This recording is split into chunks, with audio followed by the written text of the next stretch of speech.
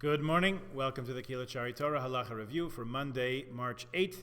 We spoke yesterday about making charoses, about grinding, grating the various ingredients for that.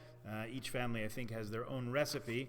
Just want to emphasize, if at all possible, in fact, best practice is to prepare the charoses on Friday afternoon this year before the Seder. We're not allowed to do it on Shabbat, as we've mentioned a few times already, because any preparations for the first Seder, which take place on Saturday, Friday night or Saturday on Shabbos, contravene the prohibition of preparing for after Shabbos on Shabbos.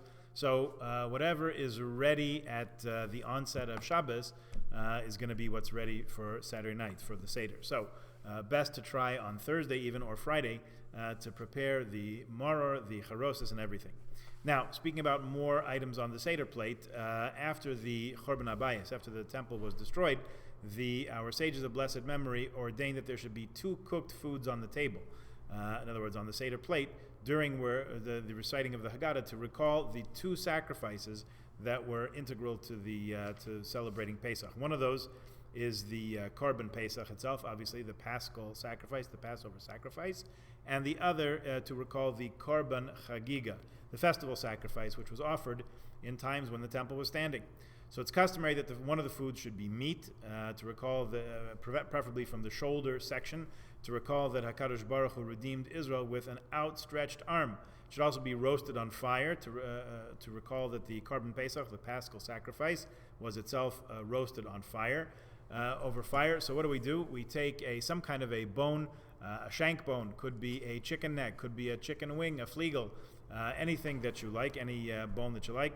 Some people have the custom to remove much or all of the meat from it, much of the meat from it, and then we roast that over a fire a little bit, hold it over the flame, and that is one of our remembrances of the Korban Pesach. And the second food is an egg, customarily, because an egg in Aramaic is beya, which means to say HaKadosh Baruch Hu desired, wanted, wished to redeem us with an outstretched arm. You can prepare an egg, roasted or boiled, but you should do the roasting or boiling on Erev Yom Tov while it's still daylight. That applies to most years. This year, of course, we can't cook or roast anything on Shabbos, so we do it on Friday afternoon. Keep it in the fridge until the Seder is right. The same goes for the second night. You should roast or boil it at night. If you do a couple in advance, you'll be all set. Okay, it's customary not to eat roasted meats that's a whole technical thing. What happens if you forget? Don't forget. If you do forget and you have to roast it for the Seder Saturday night, so then you're going to have to nibble away at the flesh, nibble a little bit of the meat there on Sunday day, on the first day of Yom Tov, because you can't cook things that you're not going to eat, and you're also not supposed to eat roasted meat at the Seder night. So again, best thing, make yourself a note, put it on your to-do list, on your schedule. Prepare all these things on Friday well before the beginning of Shabbat.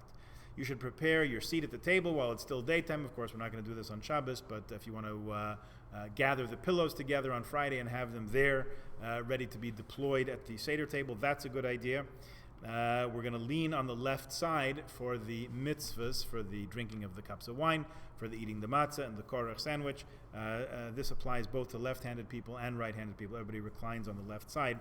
Has to do, if I remember correctly, according to the Rambam, with digestion and which side the esophagus is on. Not my area of expertise, so happy to hear from people who know that geography better than I do. Although during the year we are moderate in displaying our fine tableware to remember the destruction of the Beis HaMikdash. In other words, since there's no temple at the moment in Jerusalem, the eternal and undivided capital of Israel, so we hold back a little bit.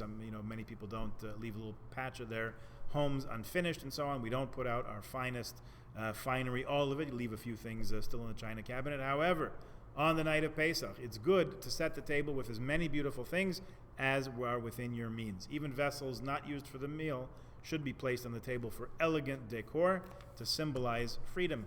There you have it. Okay, please tune in tomorrow. We'll talk about how to arrange the Seder plate, and we'll take it from there. Have a good day.